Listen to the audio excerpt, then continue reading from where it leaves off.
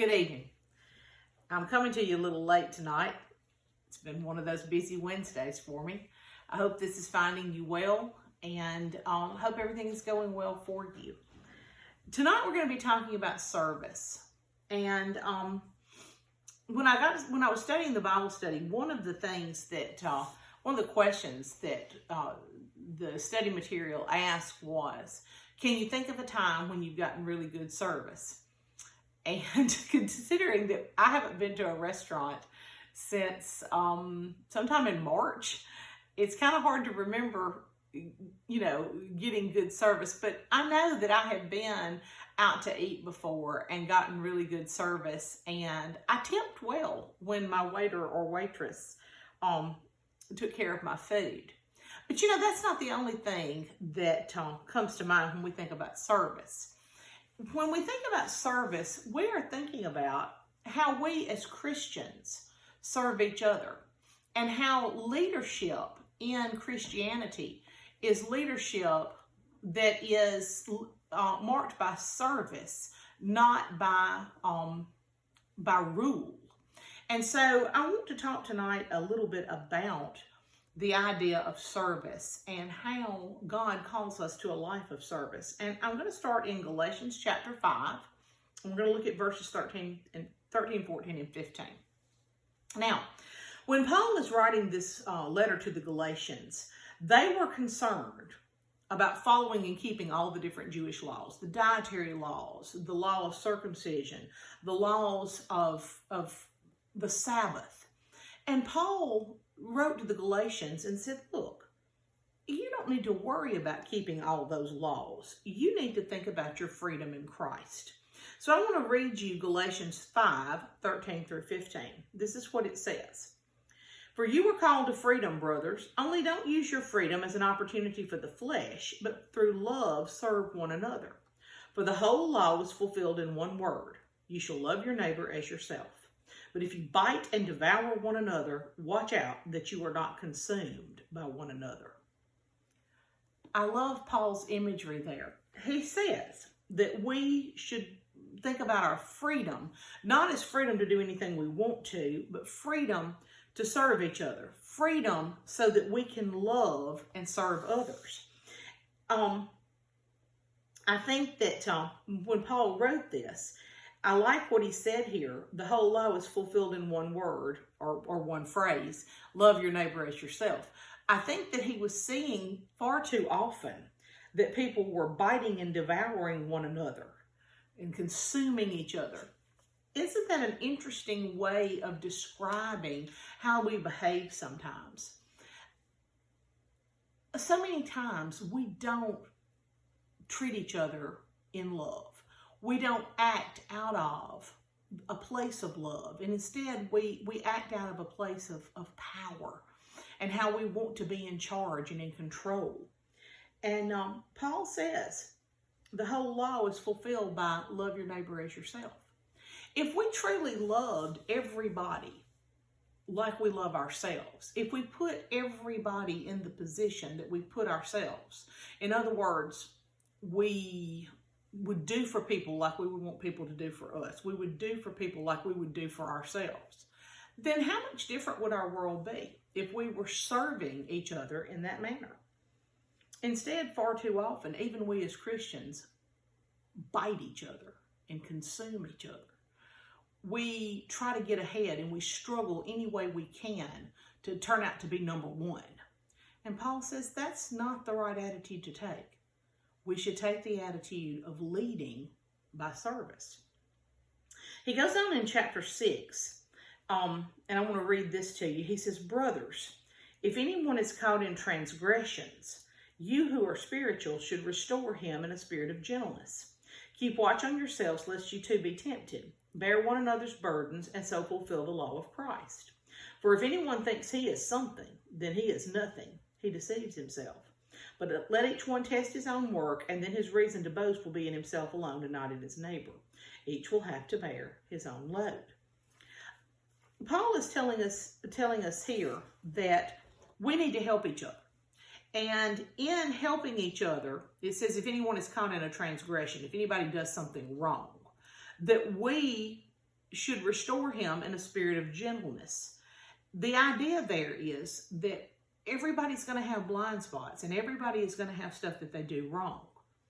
And when we see somebody falling, we should gently bring them back to Christ. I like verse 3. If anybody thinks he's something when he is nothing, he deceives himself. In other words, don't be so full of yourself. Don't be puffed up with a big ego.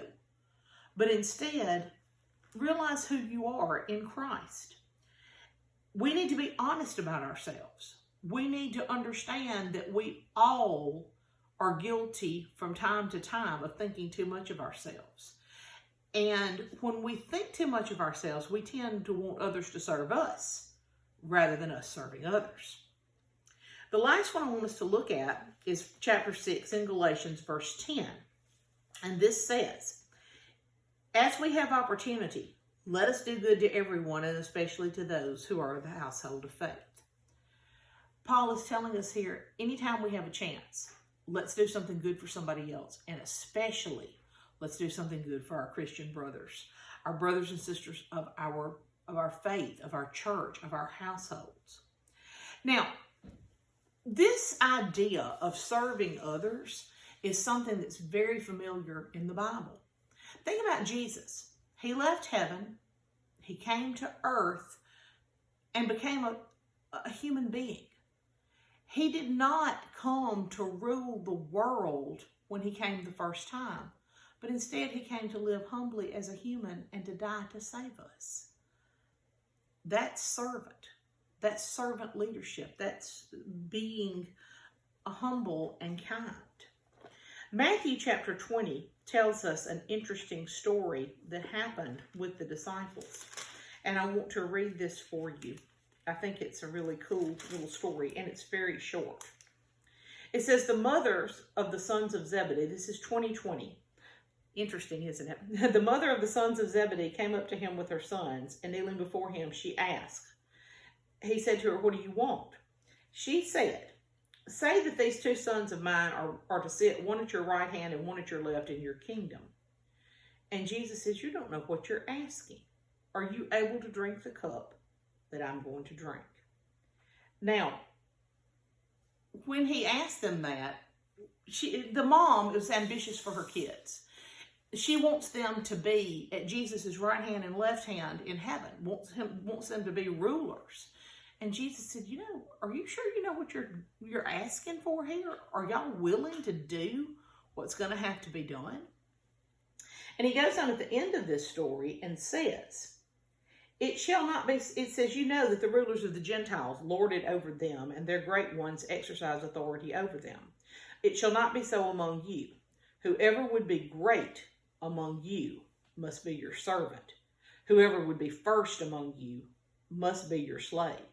Even as the Son of Man came not to be served, but to serve, and to give his life as a ransom for many. Again, the idea is the true leaders in the kingdom of heaven are the ones who serve others. I told you last week that I had been doing a Bible study on the life of Joseph. And in the story of the life of Joseph, Joseph goes from being a very pampered younger son in a large family to being a slave in Egypt, to being the right hand of the Pharaoh and actually saving his whole family. But the whole thing that prompted the family, his brothers, to be so angry with him was that Joseph had a dream that he was in charge of his brothers, that his brothers were bowing down before him. It actually came true when there was a great famine in the land and the brothers came to Egypt to buy grain. They came before Joseph, who was the leader. But Joseph, instead of punishing his brothers, instead of saying, well, you made my life miserable, so, I'm going to make yours miserable, he very humbly helped them. And when he revealed who he was to them, he told them not to be afraid, but to come close to him because he wanted to help them. Joseph knew what it was like to be rich, but he also knew what it was like to be poor and to be a servant. And he chose to serve others and serve God and his family in that way. And I think that goes right back along with what Paul was saying about becoming a servant and serving the family of God. How are you using your talents and your time this week? What has God put in your path to allow you to lead by serving others? We all have an area of influence. We all have something that we are kind of in charge of. How are you using that for the glory of God? How are you laying your gifts at the feet of Jesus? I want to thank you for listening tonight. I'm praying for you. Keep praying for each other. And hopefully we'll be back together soon. Let's bow for a word of prayer. Lord, I just ask you very humbly to be with our youth group, Lord, to help us realize what it means to be a servant leader in your kingdom. And Lord, help us not get the big head and think that we're better than we are. But Lord, help us always to know that we need to bow to your leadership and follow you. And Lord, we just ask these things in your name. Amen.